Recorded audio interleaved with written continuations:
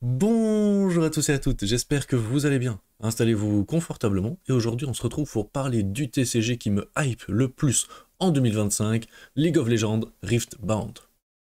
Mais avant de parler de Riftbound, il faut absolument parler de Legend of Runeterra, qui est le premier TCG dans l'univers de League of Legends. Il est sorti il y a plus ou moins 5-6 ans maintenant, et il faut savoir que pour moi c'était l'un des meilleurs TCG disponibles en ligne, essentiellement grâce à une chose, c'était son modèle économique, vu que vous pouviez avoir très facilement, peut-être trop facilement d'ailleurs, l'entièreté de la collection des cartes. C'était un développement qui était horizontal, c'est-à-dire que vous aviez des nouveaux héros et pas obligatoirement du power creep. Et en plus de ça, il n'y avait pas de loot box. Vous pouviez payer pour acheter des cosmétiques à la manière d'un League of Legends, mais vous ne pouviez pas payer pour obtenir des cartes, ou en tout cas, il fallait alors payer pour obtenir des jokers que vous étiez absolument au courant de ce que vous alliez faire avec. Bref, ça peut peut-être paraître compliqué, mais leur modèle économique pour moi était génial. Malheureusement, ils ont annoncé il y a quelques temps déjà, bien qu'ils arrêteraient de faire du développement sur ce jeu-là. Ils vont continuer de permettre d'y jouer en PvE essentiellement et de développer plutôt un modèle autour de celui-là, mais le TCG, ils l'ont arrêté. Et alors là, on se dit, bah zut alors, parce que c'était génial, l'univers de League of Legends, moi je suis complètement fan, pour moi il doit y avoir un TCG dans l'univers de League of Legends. Et il y a quelques temps, ils nous ont annoncé Project K, le futur TCG de League of Legends en version physique. Et nous voilà partis dans la version physique. On va un petit peu parler du jeu, je vais vous parler un petit peu de son évolution parce qu'il y a eu des toutes dernières news. Alors ce qu'il faut savoir, c'est que vraiment c'est un jeu qui travaille depuis pas mal de temps. Le concept clé est vraiment toujours d'incarner un champion, de pouvoir aller essayer d'obtenir un certain nombre de points de victoire. Donc on est dans cette tendance qui est vraiment une tendance actuelle de ne plus faire des TCG où on veut éliminer son adversaire, mais plutôt des TCG où on veut essayer de faire une course, plutôt une course au point de victoire, une course au lore avec l'Orcana, une course à retrouver son personnage avec Altered, et ici, leur concept aussi, c'est de jouer sur, on va dire, des terrains, des battlefields, qui vont vous permettre de jouer vos cartes personnages et qui vont vous permettre d'aller acquérir des points de victoire. À votre tour de jeu, vous avez un système de mana que je vais décrire, vous jouez des cartes et vous allez essentiellement les faire envoyé sur le Battlefield pour essayer de gagner des points de victoire. Si vous connaissez Smash Up, qui est un jeu de société qui est sorti chez Yellow, qui est vraiment génial il y a quelques années, c'est un petit peu dans ce même style, c'est vraiment ce truc de ok, je vais sur ce terrain-là, mon adversaire vient aussi sur le même terrain, ah, ça déclenche un combat quand deux adversaires se retrouvent au même endroit, et là on analyse nos points de dégâts, nos points de puissance, et on voit qui remporte ce combat. À chaque fois que je remporte un combat, ou alors que je suis présent au début de mon tour sur un des Battlefields, eh bien je vais gagner un point de victoire. Comme vous le voyez, ils annoncent et ils mettent très fort ça en avant aussi le côté multiplayer, c'est-à-dire que c'est de base un 1v1, évidemment, 1 contre 1, mais qui est prévu et pensé pour pouvoir jouer en free for all, donc tous contre tous, à 4 joueurs. J'imagine qu'ils vont peut-être proposer un mode en équipe. En tout cas, ils mettent très fort en avant le fait que c'est réfléchi pour aller chercher le côté casual et les gens qui ont juste envie de s'amuser, de profiter d'un bon moment en soirée et de jouer un peu, pas à la manière d'un jeu de société, mais comme c'est un jeu où on cherche à atteindre 10 points de victoire, au final, d'une certaine manière, ça peut être intéressant de se dire que c'est comme un peu un jeu de société. Au niveau des cartes et un petit peu de comment est-ce qu'elles fonctionnent, eh bien vous avez leur coût en mana, vous avez leur coût en force, vous avez un coût de recyclage, vous jouez votre personnage, et vous avez quelques compétences et capacités. Ce qu'il faut savoir, c'est que le design a été rechangé. Je vais vous montrer l'évolution, parce que typiquement, ils avaient eu des gros retours sur le design qui n'était pas 100% parfait selon les gens, et du coup, ils ont proposé un nouveau design. Donc ça, c'est vraiment très intéressant.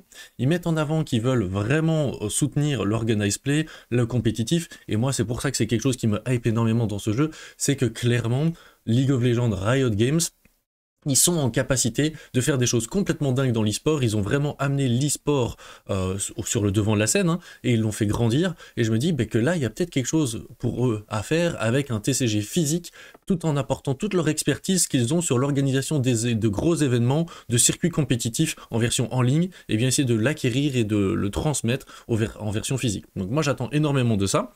Qu'est-ce que je voulais aussi vous raconter d'autre? Parce qu'il y a plein de choses que je veux essayer de vous raconter par rapport à ce jeu qui me plaît énormément, comme vous l'avez compris. Eh bien, je voudrais vous parler un petit peu du système de recyclage. Et pour parler du système de recyclage, j'en profite tout de suite pour vous montrer les nouvelles illustrations qu'ils nous ont annoncées, avec par exemple ce personnage-là.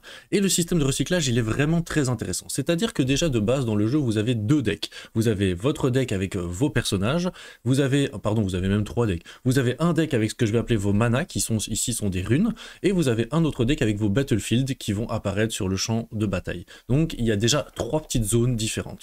À chaque tour, vous allez piocher 2 manas et une carte. Donc en fait, déjà, ce qui est cool, c'est qu'on sépare le mana du deck. Et moi, j'adore ça, c'est hyper génial pour moi, parce que ça permet d'un petit peu mieux contrôler votre variance, et vous êtes sûr et certain à tous les tours d'avoir 2 de mana.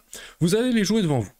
Ce qui est vraiment intéressant, c'est ce système de recyclage, parce que quand vous jouez cette carte-ci, elle va vous coûter 8 de mana, mais vous allez devoir recycler 2 de ces runes, et ça fait souvent référence à différentes couleurs de runes. Et ça, c'est super cool. Recycler, ça veut dire que vous allez enlever du mana. Vous pouvez avoir utilisé ce mana pour l'invocation de la créature, hein, par exemple. Vous allez enlever de mana et les remettre en dessous de votre deck de runes, hein, donc votre deck de mana. Ça, c'est vraiment super comme type de mécanique de gameplay. C'est vraiment quelque chose qui m'a attiré dans le jeu, parce que vous le savez, par rapport au TCG, moi, ce que j'aime bien faire, c'est essayer d'aller voir c'est quoi qui est novateur, c'est quoi qui est un peu différenciant par rapport aux autres TCG. Il y a tellement de TCG qui sortent les prochaines années, et dernièrement, on vit vraiment un âge d'or du TCG, qu'il faut pouvoir se différencier. Et ce système de mana, je le trouve vraiment très très intéressant, parce qu'il va faire que vous vous retrouvez dans cette situation où vous avez très facilement et très vite beaucoup de mana, et ça c'est cool parce que vous n'avez pas cette impression quand vous jouez au jeu de « Ah, je suis bloqué, ah, je peux pas faire grand chose ». Mais il y a quand même ce « Ah, je dois faire ce choix parce que si je joue cette grosse créature-là, eh bien, je vais devoir perdre un petit peu de mana. Donc, pour mon prochain tour, je serai un peu moins puissant. Donc, je vais devoir un peu réfléchir différemment. » C'est vraiment très, très, très intelligent. Et moi, c'est quelque chose qui m'a beaucoup plu en jouant de nombreuses parties à ce jeu.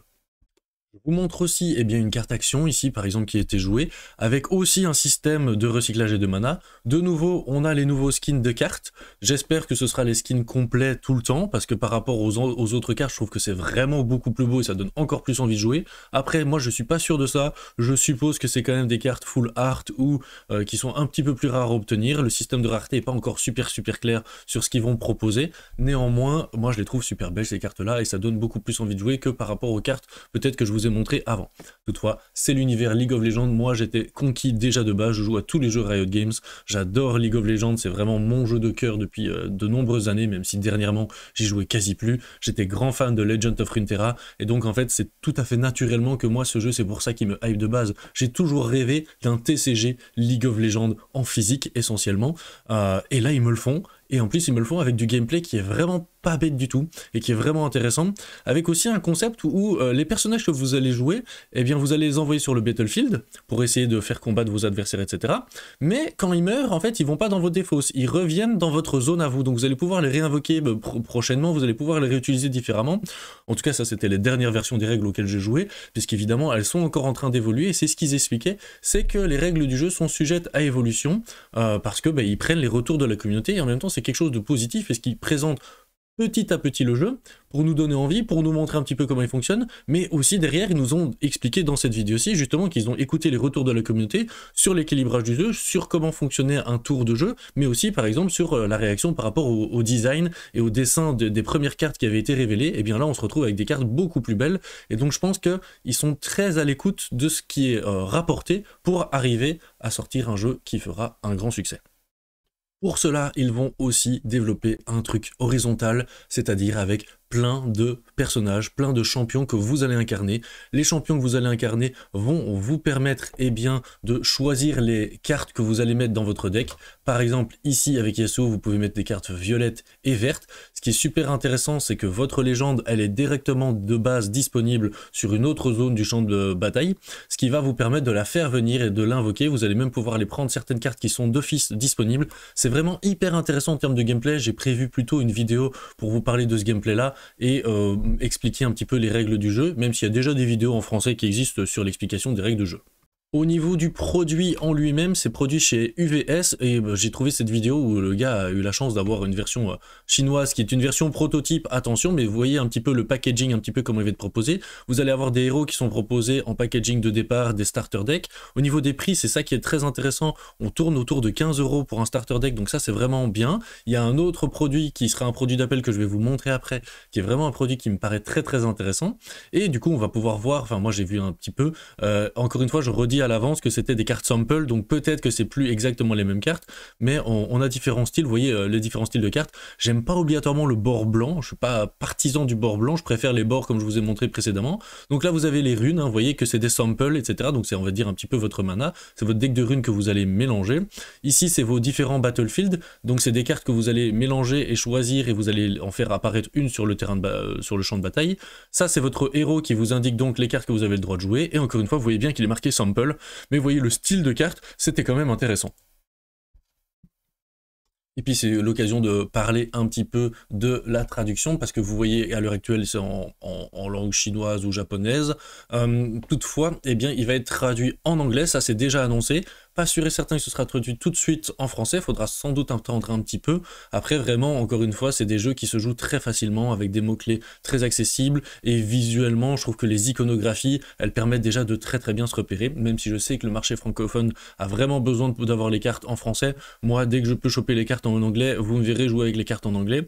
J'ai déjà une centaine de parties sur Tabletop Simulator où j'ai joué énormément au jeu, parce que j'aime vraiment bien le gameplay, je trouve que c'est vraiment intéressant, la dynamique que ça crée, et je le dis en étant très étonné, puisque je suis tout sauf un partisan de piocher une carte par tour, ce qui est proposé dans le jeu, mais comme en fait vous piochez une carte par tour, plus 2 de mana, plus les cartes que vous avez au final, elles meurent pas directement dans la défausse, sauf les cartes actions, mais les personnages que vous avez joués, ils restent en jeu, plus le fait que vous avez votre héros qui est directement disponible, qui vous permet d'accéder à une de vos cartes spécifiques par rapport à ce héros dans votre jeu, qui est tout le temps disponible, que vous pouvez faire revenir sur le terrain.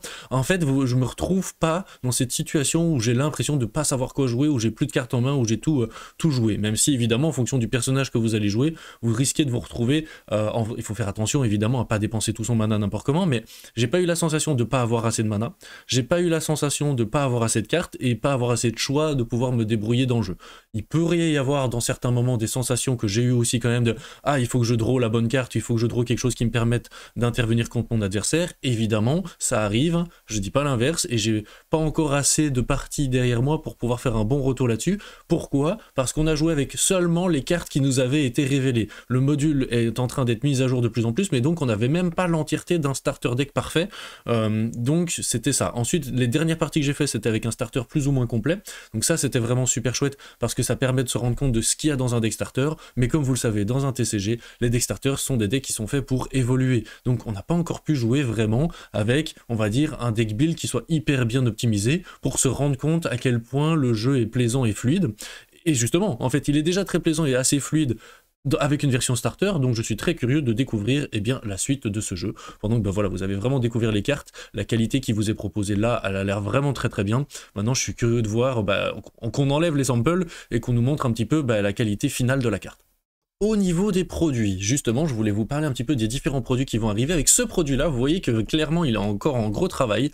Eh bien, c'est un produit qui va vous permettre, en payant seulement, attention, à l'heure actuelle, c'était annoncé comme ça, le prix de revente était annoncé à 29,99$, donc on va dire 30 €. Pour 30 €, vous repartez avec 4 decks, avec 4 personnages, les 4 petits playmats, apparemment des petits bonhommes tokens, j'imagine que c'est pas ceux-là parce qu'ils sont un peu particuliers je trouve, mais bref, vous repartez avec de quoi jouer. Pour 30 €, vous avez 4 decks de personnages, et ça c'est vraiment génial, et c'est pour moi un produit qui va être hyper intéressant, puisqu'ils avaient l'air de le vendre un petit peu comme ce produit en mode jeu de société. Vous pouvez jouer de 2 à 4 joueurs, mode jeu de société, vous achetez votre boîte, vous avez rien besoin d'autre et vous pouvez vous amuser. Et je trouve que c'est très très très intéressant. Là, Feu Keyforge, notre amour de Keyforge, proposait avec la même chose, avec ces boîtes de jeu, vous aviez 2 decks uniques, tous les tokens pour jouer et tout ce qu'il vous fallait pour en fait vous amuser, il n'y avait pas besoin de plus. Eh bien, je pense que c'est très intéressant à l'heure actuelle de proposer ces formats hybrides, mix entre jeux de société et TCG, pour permettre à tout le monde de prendre du plaisir. Qui plus est, en plus, c'est des personnages qui ne sont pas encore annoncés en starter. J'imagine qu'il sera possible de les obtenir dans les cartes et dans les displays, mais pour moi, c'est vraiment un produit qui est très très très intéressant. Ensuite, au niveau des personnages qui ont été annoncés, on a Lee Sin, que vous pouvez voir ici. Déjà, on voit que les illustrations ont été retravaillées, parce que ça, c'est officiel. On voit vraiment que ça a été retravaillé par rapport au pack que je vous ai présenté avec Victor. On va le voir, justement. Vous voyez, Victor, le retravail qui a été fait complètement, le dessin, etc., le design était complètement refait. Donc, moi, je pense que ce que je vous ai montré dans les vidéos ici, avec les bords et justement le package au tout départ, là, vous voyez, ce packaging-là, il a déjà changé. Il a déjà évolué, et il y a vraiment une grande différence entre ça et ça, moi personnellement, j'ai plus envie d'acheter ça. On a Jinx, évidemment, et ça paraît logique avec la série Arcane, c'est vraiment un personnage qui est plébiscité et c'est logique de le sortir. Et on a aussi, mais du coup ça c'est 1, 2, on a que 3 personnages. Voici à quoi va ressembler les boosters avec Harry, 14 cartes par booster. Ils ont annoncé un token, une carte foil, une carte rare ou plus, et une carte rare ou plus encore, et puis après le reste ce sera des communes. De ce qu'on a vu à l'heure actuelle au niveau des raretés, etc., c'est essentiellement quand même un jeu qui se joue avec des communes. Et enfin, vous avez un petit peu une idée d'à quoi ressemble un display. Les displays pour l'instant tournent autour de 120 €. Donc en fait, on est vraiment sur des gammes de prix qui sont tout à fait habituelles dans le TCG au niveau d'un display, au niveau d'un booster. C'est aussi habituel au niveau d'un starter d'être autour de 15 € pour un starter pour jouer. Ça c'est clair, mais ce qui est vraiment très intéressant, c'est le 30 € pour jouer avec 4 personnages. C'est vraiment un jeu que je vais énormément suivre, j'ai hâte de pouvoir y jouer avec vous autour de la table, vous le présenter et vraiment voir un petit peu ce qui nous emmène dans cet univers que moi j'adore, qui est l'univers de League of Legends. N'hésitez pas à me dire en commentaire ce que vous avez pensé un petit peu de cette présentation, ce que vous voudriez voir autour de ce jeu. Est-ce que vous aussi, il vous hype autant que moi en 2025? Sur ces belles paroles, bisous, bye bye!